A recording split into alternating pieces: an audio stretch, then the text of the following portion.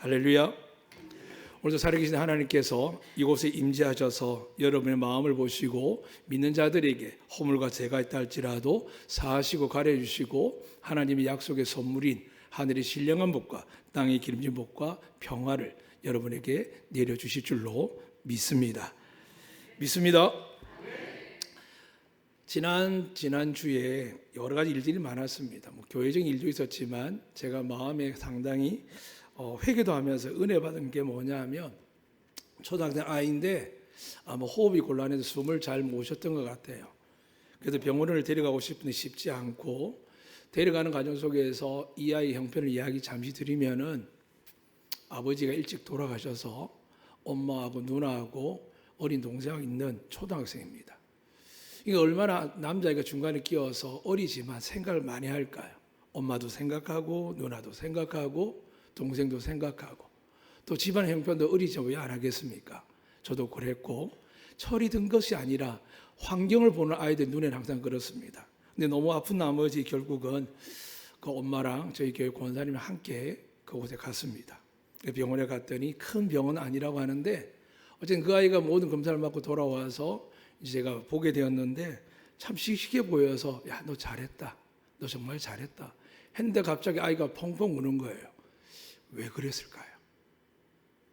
우린 교회가 조금 더 손실이 생겨 어려우면 마음이 상하지만 그 아이는 뭐가 서러워서 그렇게 울었을까요? 그런 마음을 주셨습니다. 아버지가 일찍 돌아가기도 하셨지만 어머니가 또 외국 엄마다 보니까 어느나 병원에 가서 자기도 모르게 위축되고 어렵고 하는데도 불구하고 엄마한테 걱정거리 안 되려고 잘 참긴 참았는데 힘들었는데 막상 병원에 가서 의사 가운을 보고 여러 가지 진찰을 할 때 어른들도 마음이 답답하고 두려운데 아이가 오죽했겠습니까? 그 아이가 그러면서 우는 걸 보니까 이 아이가 참 외롭고 힘들겠구나. 어렵겠구나. 우리는 분주하게 바쁘고 일하기 바쁘고 봉사하기 바쁘고 교회에서 예배드리기 바쁘고 하는 것도 귀한 일이지만 또 한편 하나님 주신 마음은 제가 처음 목회를 시작하고 신학대회를 마치고 나서 안디옥에 오기까지 가장 핵심이 뭐냐 하면 예수 그리스도 복음을 전해서 천국을 들어가는 첫 소식이고 두 번째는 주님이 회당에서 그 많은 성경 구절이 있음에도 불구하고 펼치신 것이 이사야서 말씀인데 그 말을 누가복음 이야기를 합니다. 4장에서 소외되고 가난하고 병들고 포로되고 눌린 자들에게 복음을 전하러 왔고 그들을 찾으러 왔다라고 이야기하거든요. 하나님이 부자를 건강한 사람, 명세인 사람 싫어하지는 않습니다. 그런데 하나님의 자녀들이 하나님께 복을 받은 사람들이 하나님께 능력을 받은 사람들이 하나님께 지혜와 부를 받은 사람들이 지혜와 지식이 있는 사람들이 처음부터 그렇지는 않지만 살다 보면 내 가족 건사하기도 힘들고 예수 믿는 사람은 살아가기 참 힘듭니다. 너무 힘들죠. 그 힘든 상황 속에서도 그래도 믿음을 지켜 여러분을 보게 되면 저는 하나님이 정말 기뻐할 줄 압니다. 그런데 이 가을에 되어서 부도기가 끝나는 이 시점에 하나님 제게 주시는 마음은 그렇습니다. 너의 첫사랑을 나와 맺은 것을 기억하는 것을 몇 달 동안 계속 주셨습니다. 그러면서 주신 말씀 가운데 깨닫지 못할 때 그 아이의 눈물을 보면서 내가 사랑해주고 싶은 아이, 내가 도와주고 싶은 아이, 내가 돌보고 싶은 아이를 보고 있느냐라고 이야기를 합니다. 그냥 담당자이기 때문에 교사이기 때문에 혹은 저처럼 목회나 장로님 때문에 하는 게 아니라 예수님의 마음을 가지고 하기를 원하신다는 것이죠. 이제 명절입니다. 이 일주일은 어느 누구에는 즐거운 해외도 가고 돈에 와 사는데 중요한 사실은 우리 믿는 사람들은 가족과 화목하기 위해서 힘들어도 아이들, 부모들을 어렵게 돌보며 사랑합니다. 하나님께 여러분을 축복해 주실 줄 믿습니다. 그런 과정 속에서도 은혜와 사랑과 교제와 평화를 나누고 나서 꼭 잊지 마시길 바랍니다. 우리의 사랑이 필요한 자들을 주님께서 보게 하실 것입니다.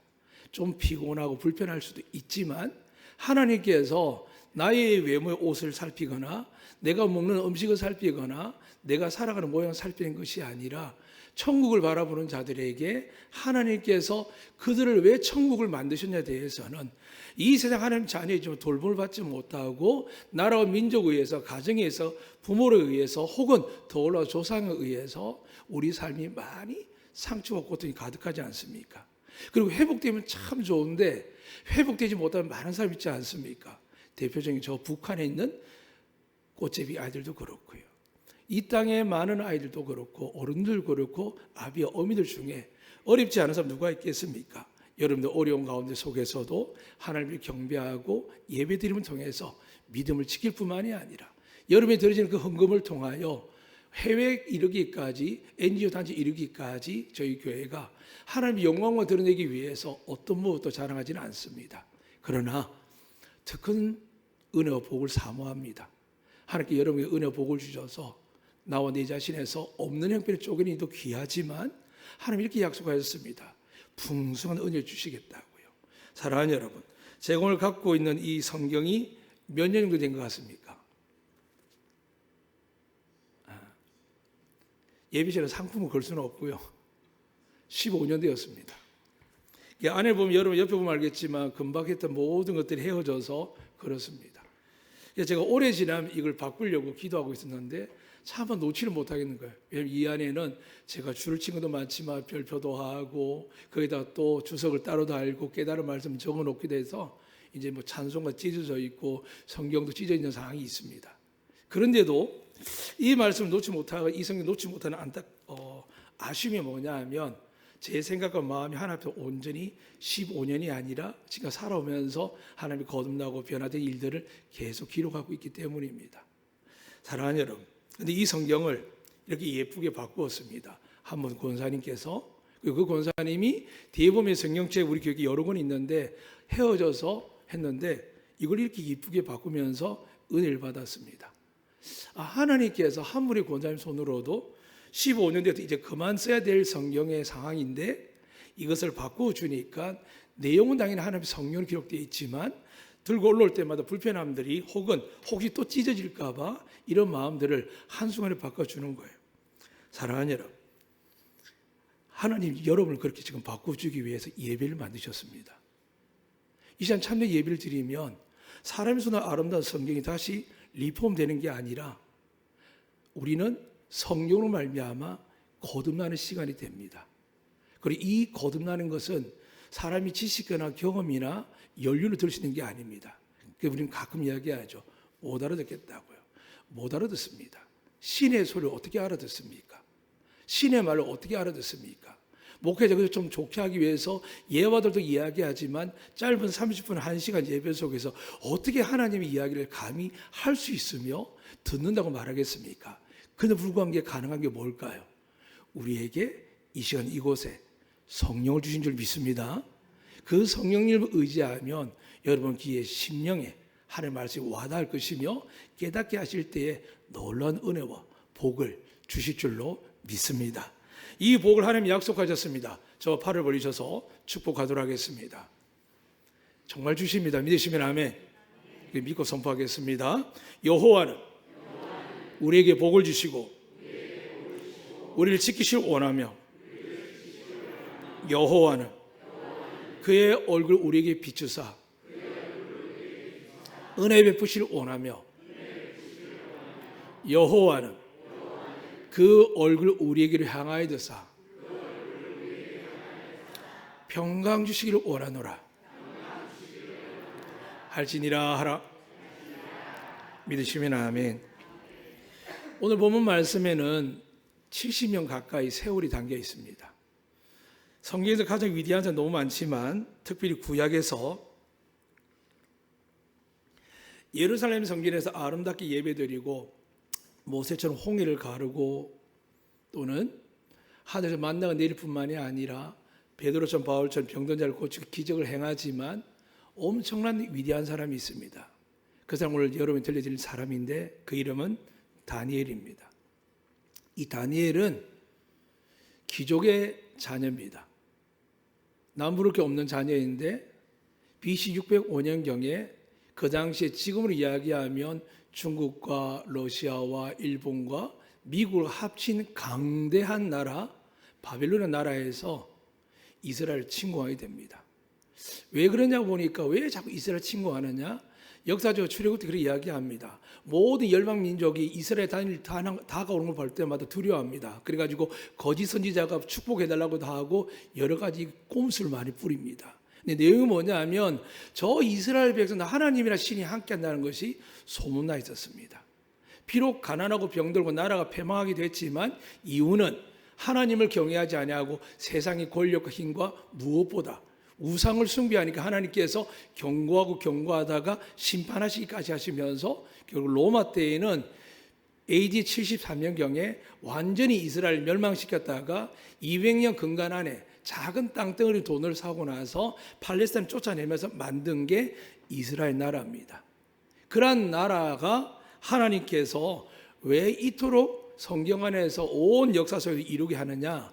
우리에게 이들이 선민사상의 자기를 축복하지만 하나님의 목적은 뭐냐 하면 온 세계 사람들에게 롤 모델을 삼는 겁니다.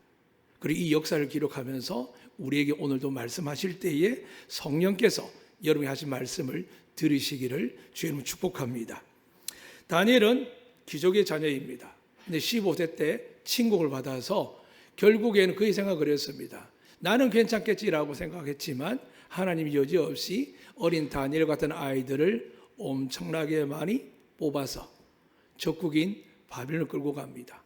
끌고 갔을 때에 다니엘의 생각 어떻게 했습니까? 부모 형제를 떠날 뿐만이 아니라 그토록 하나님을 경외하고 사모했던 어린아이였지만 믿음이 신실했던 다니엘이 무슨 생각을 했겠습니까? 저 같은 목회자도 나라에 위기가 오면 답답하고 힘든데 얼마나 힘들었을까요? 그런데 이 아이가 가자마자 뽑힌 상태 속에서 그 나라 왕 느부갓네살 왕이 이렇게 명령을 내립니다. 이 아이들 잘 우리의 정치와 문화와 우리의 사상을 이념을 국가 간을 잘 주입시켜라 라고 이야기하면서 그러니까 이 아이들에게 최상의 것을 먹이라고 하십니다. 왜 그렇게 했을까요? 이 느부갓네살 왕은 하나님께 권능을 부여받았다고 다니엘서 5장 4장 기록되어 있거든요. 그런데 그게 지나쳐서 내가 이스라엘만 잡으면 내가 이스라엘 미래의 왕이 될 사람들과 그 귀족들과 고관들만 잡으면은 내가 우리 민족이 우리 나라가 영원하게 될 것이다라는 마음이 듭니다. 그래서 미래의 지도자를 구속시키고 그들을 세뇌시켜서 바빌론에게 대적하지 못하도록 만드는 겁니다. 모두가 그렇게 알고 그렇게 될 수밖에 없다라고 마음을 갖고 있는 아이들이었습니다. 근데 그들 중에 다니엘이 이렇게 이야기합니다. 뜻을 정하여 나는 하나님 외에는 결코 다른 신을 섬기지 않겠습니다. 그 뜻을 정하자마자 왕이 주는 음식이 뭐였냐면 우상에 올렸던 최고의 음식물이었고 포도주도 우상에게 올려졌던 제단에 올렸던 그 포도주 왕이 먹는 것들을 그들에게 주었을 때 모든 사람들은 우리 형편이 어쩔 수 없으니까 그냥 따라가자라고 했지만 다니엘은 하나님께 기도했습니다. 하나님께 뜻을 정했기에 생각과 의지와 결단도 필요했지만 또 기도합니다. 기도하면서 고백을 했습니다. 그래서 하나님이 황관장에게 그들을 돌보고 관리하고 교육하는 책임지는 황관장에게 은혜를 주셨습니다. 다니엘이 응답을 받고 이야기를 했습니다. 그래서 황관장이 이렇게 얘기하는 겁니다. 너희들을 따로 이것을 안 먹이다가 너희 얼굴이 피폐해지고 약해지면 너희들이 원하는 신앙을 지키지만 나는 왕 앞에 죽는다. 그러니까 그런 말 하지 말라고 했는데도 불구하고 다니엘 신 전날에 기도를 통해 깨를 가졌습니다. 지혜를 받았습니다. 딱 열흘만 해봅시다. 그러니까 황관장이 열흘 정도 지나서 또 먹이면 되니까 그걸 받아들였습니다.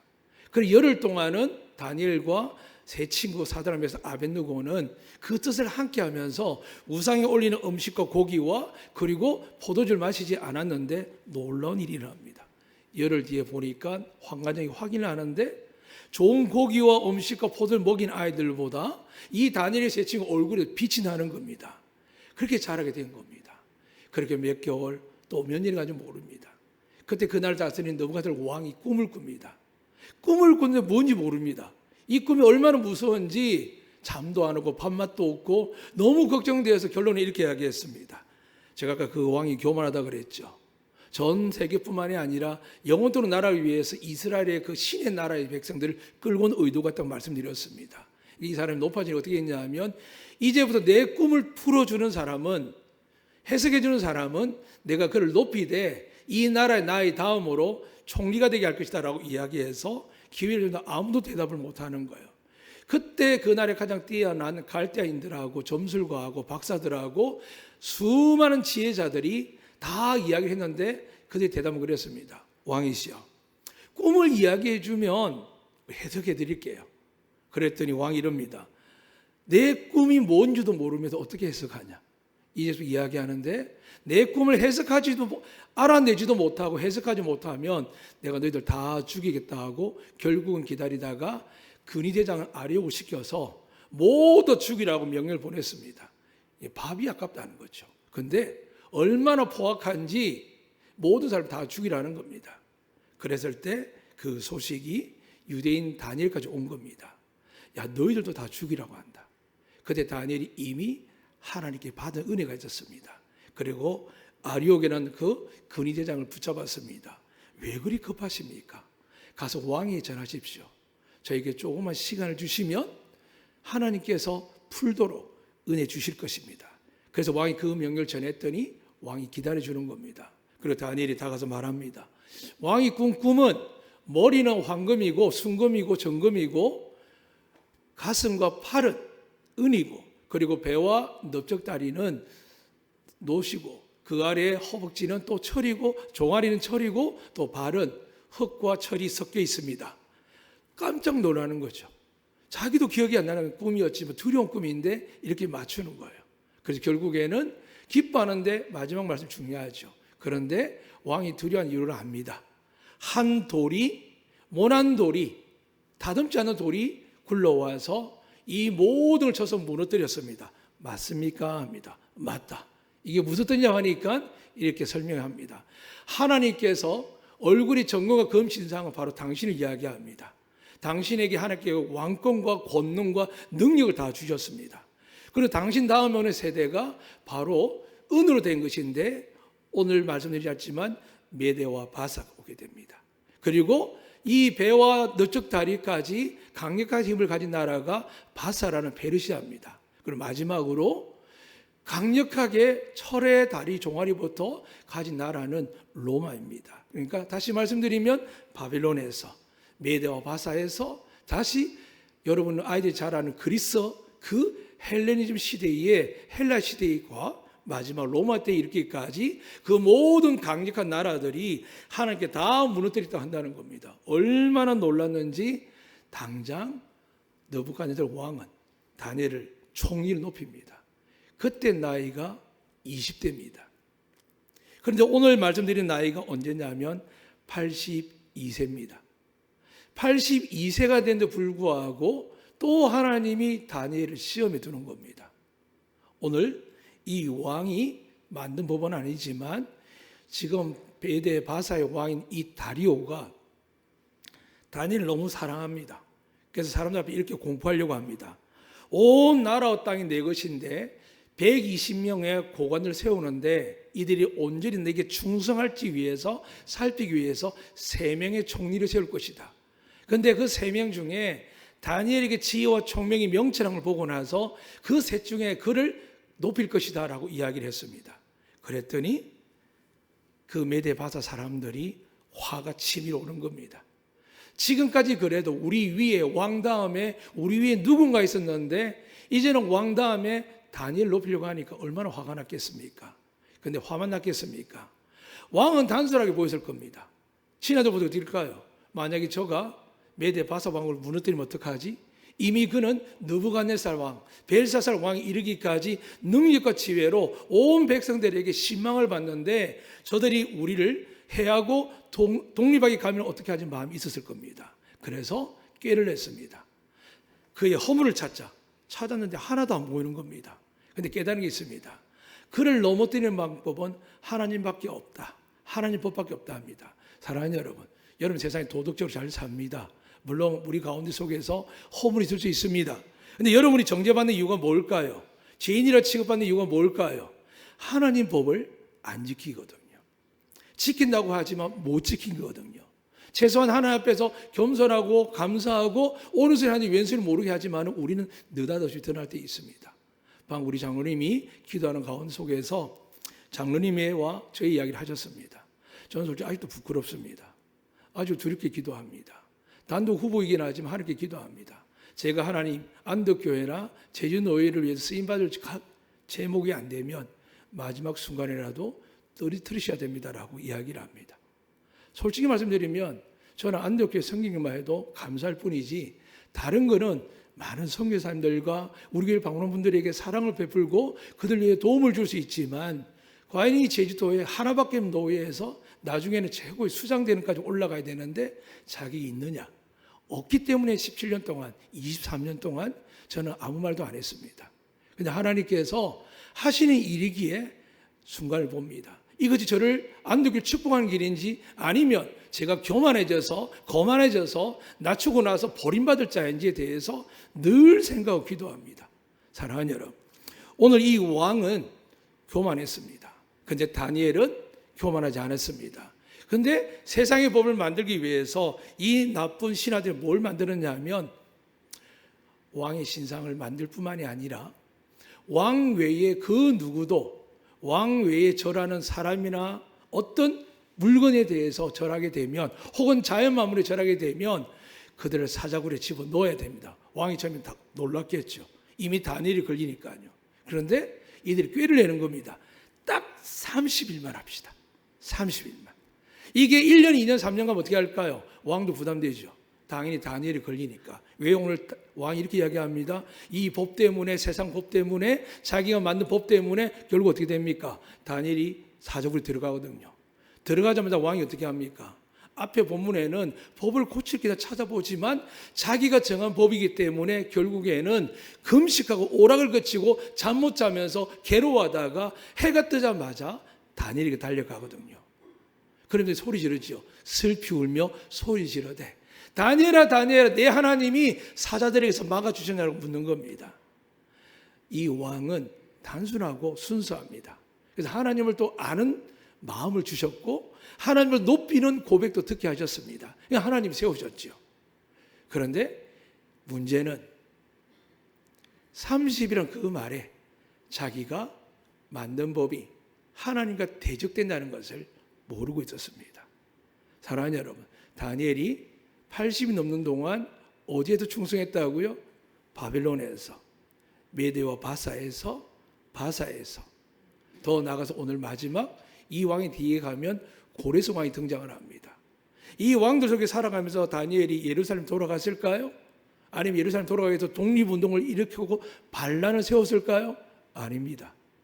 다니엘은 모든 뜻이 하나님이 있기 때문에 어떻게 한다고요? 세상의 권세가 하나님 주신 걸 알기 때문에 지금 모든 상황을 하나님께 맡기고 있습니다. 그렇습니다. 오늘 많은 교회들 목회자들이 많은 운동을 합니다. 존경받을 일이라고 생각하지만 여러분 오해하면 안 됩니다. 오늘 다니엘 쪽에도 분명히 말씀드립니다. 악한 왕이 자기를 죽이려고 법을 만들어도 이미 그는 오랜 세월 동안 많은 사람을 보습한 것은 아니지만 존경과 선물 얻어서 다니엘이 밀지만 보내면 최소한 반란이 일어나지 않겠습니까? 이미 80년 사는 동안 수많은 유대인들이 다니엘을 통해서 얼마나 고위 관직에 앉아 있겠습니까? 그런데 다니엘은 안 합니다. 왜 그럴까요? 하나님이 행하시는 것을 믿기 때문입니다. 오늘 우리 삶에 문제가 많은 일이 발생할 때 왜 불안하고 두렵고 염려합니까? 왜 하나님 방식보다 사람의 방식을 따라갑니까? 다들 그렇게 하니까요. 맞습니다. 그래서 교회가 의인이 하나도 없다는 겁니다. 저부터 하는 뜻대로 살지 못합니다. 사랑하는 여러분, 그런데 다니엘이 왜 이렇게 4개 국가의 고대 국가 속에서도 하나님을 드러내느냐? 오늘 다니엘은 그렇게 고백을 합니다. 사자굴에 들어갔습니다. 죽을 줄 알았습니다. 왕이 새벽부터 달려 이야기를 합니다. 근데 불구하고 다니엘이 이야기를 이렇게 하는 겁니다. 하나님께서 읽어드리겠습니다. 우리 말씀 같이 보도록 하겠습니다. 22절 말씀입니다. 한 목소리 읽겠습니다. 나의 하나님이 이미 그의 천사를 보내어 사자들이 입을 봉하셨으므로 사자들이 나를 상해하지 못하였사오니 이는 나의 무죄함이 그 앞에 명백함이오니 오 왕이여 나는 왕에게도 해를 끼치지 아니하였나이다. 아멘. 왜 하나님은 다니엘을 잘 믿었는데 이렇게 징계했을까요? 이렇게 구원할 것 같으면 사자 입을 막기 전에 왕을 죽이든지 어떻게 해야 되지 않습니까? 나라가 망하게 기도하면 되지 않습니까? 이 정부는 가짜라고, 지도자는 가짜라고 이야기되지 않습니까? 다니엘이 했을까 안 했을까요? 안 합니다. 교회가 잘못되어 가고 힘이 없는 게 이런 겁니다. 하나님이 행하고 계시는데 내하고 안 맞다고, 내 뜻대로 안 되고, 내 정치 사상과 안 맞다고, 내 상황과 안 맞다고 사람들이 심어주는 분열하고 아프게 하는 이야기를 받아들입니다. 사랑하는 여러분, 하나님이 이 세상을 다스리는 줄 믿으십니까? 그러니까 그분에게 맡기셔야 됩니다. 우리가 흔들어서 될 나라 같으면 하나님이 이미 바꾸시겠죠. 우리가 이룰 나라 같으면 하나님이 이미 만들고 남겠죠. 사랑하는 여러분, 오늘 다니엘을 통해서 우리가 가을부터 남은 세월 동안 정신을 바짝 차려야 됩니다. 하나님이 누구신지를, 하나님이 다스리는 세상 우리가 어떻게 살기를 하는지 깨달으시고 따르셔야 됩니다. 오늘 다니엘은 사자굴에 들어갔습니다. 그 사자굴 속에서 어떤 생각을 했을까요? 오랜 세월을 아마 되돌아봤을 겁니다. 나에게 들어서 죽고자 하는 마음이 아니라 하나님의 은혜만 생각했을 겁니다. 그런데 걸리는 게 있죠. 내가 어떻게 충성했는데, 내가 어떻게 했는데 하나님 또 나를 이렇게 다루시지?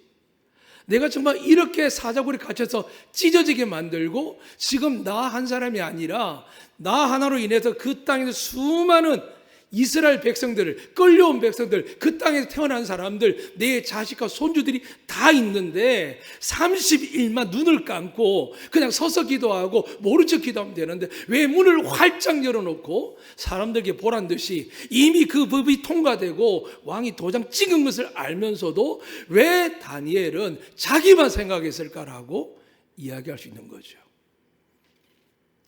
이게 인간들의 이야기, 교회 이야기입니다. 네, 다니엘은 안 그렇습니다. 나의 존재 자체를, 이스라엘 백성의 공동체를 이미 망하고 살린 건 하나님 잘 알고 있습니다. 이미 그는 4개 나라의 총리로 있었습니다. 그런데 한순간에 그 법을 통하여 피할 길 찾는 게 아니라 사드락메삭 아벳느고처럼 담대하게 풀무불에 들어가듯이 이 80인 넘은 이 다니엘이 사자굴로 끌려가서 던져집을 당하는 일을 맞이하는 겁니다. 그리고 백성을 생각 안 했겠습니까? 자기의 가족, 자녀, 그 땅에서 누려왔던 수많은 부귀영화 없었겠습니까? 자기를 바라보는 수많은 고관들 중에 다니엘을 자르면 적들이 다 나타나서 그들을 해하고 참시하고 그들을 유배버리고 징용시킬 텐데 왜 모르겠습니까? 어른들이 이야기하죠. 정권이 바뀌면 전 세대 직장들 다 위험합니다. 하물며 이때 안 그렇겠습니까? 이를 악물고 복수하려고 빼앗으려고 다니엘 죽이려 한 사람들이 그 땅 안에 수많은 포로들, 미래 세대에 이스라엘 회복시킬 수많은 왕의 후손들과 귀족의 후손들, 그들이 다 있는데 왜 다니엘이 이렇게 결정했을까요? 이기주의일까요? 아니면 겁이 없는 사람일까요? 걱정이 없는 사람일까요? 아닙니다. 다니엘은 죽인 자도 살리시고 나라도 세우시고 무너뜨리시고 하나님께서 모든 일 가능한 것을 다니엘이 믿습니다. 그래서 자식 걱정, 손주 걱정하지 않습니다. 이걸 예수님께서 천국을 소유한 사람이라 그러죠.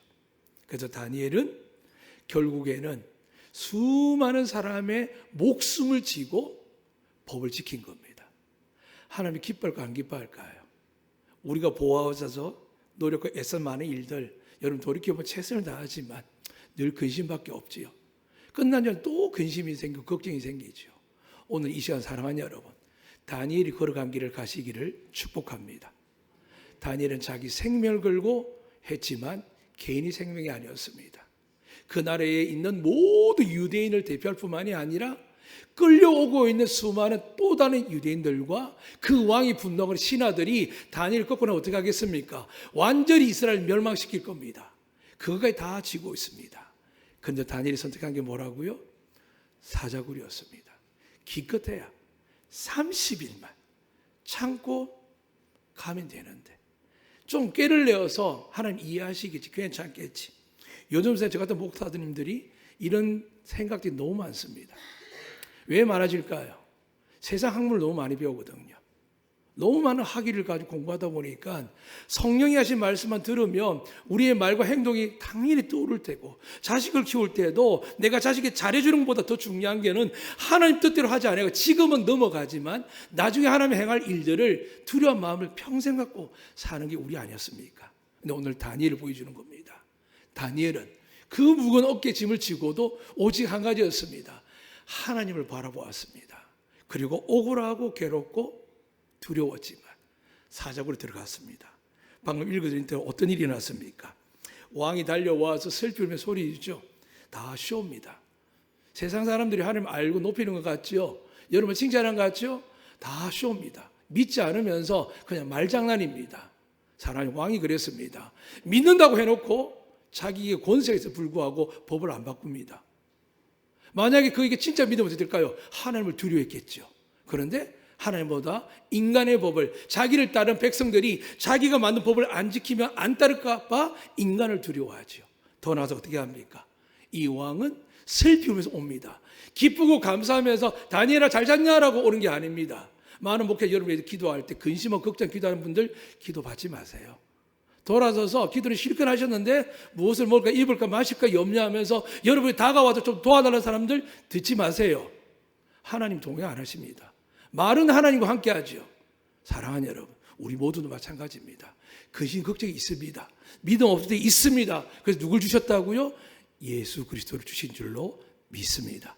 이제 여러분 그 예수님 때문에 왕처럼 찬양하고 경배하고 헌신하지만 마음속에 두려움과 걱정과 염려가 있고 남편을 신뢰하지 못하고 아내를 신뢰하지 못하고 부모와 자녀 간에 하나님이 역사할 걸 신뢰하지 못해서 두문부처라면서 세상 일을, 세상 학문을, 세상의 무기들을 지어주기 위해서 시간을 보내다 보니까 아이하고 앉아서 하나님 이야기를 기도도 못하고 하가는 것도 중단되는 거 얼마나 많겠습니까? 이 시간 다시 여러분에게 하는 말씀드립니다. 다니엘 통해 말씀드립니다. 하나님 여러분을 바라보고 지켜보고 계십니다. 그래서 하나님 우리에게 축복하셨죠. 너희들은 왕 같은 제사장이요.